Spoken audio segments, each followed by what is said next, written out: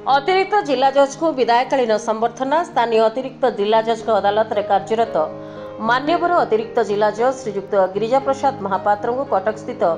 State transport appellate tribunal को बदली होती अवसर में उमरकोट वकील संघ तरफ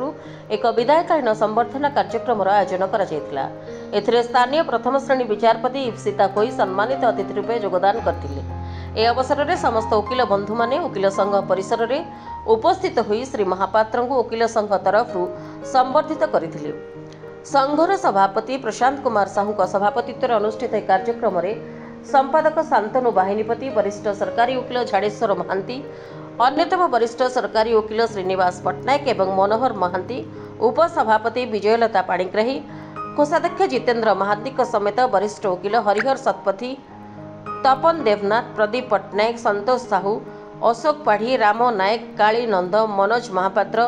कृष्ण पट्टनायक, कृष्ण नंद, राजेंद्र साहू, संग्राम पट्टनायक, अशोक पट्टनायक, मार्कंड साहू, रवींद्र पट्टनायक, कमल गाइन, जोगेंद्र कलार, श्रीकृष्ण राय, भगवान कलार, युधिष्ठिर दलई, शिवपति, सुमन सामल, निवेदिता हालदार, जयंत मजुमदार, जी संतु, बुलू गरडा, गोपीनाथ साहू, संजय बिसोई एवं अनेक वकील बंधु उपस्थित रही।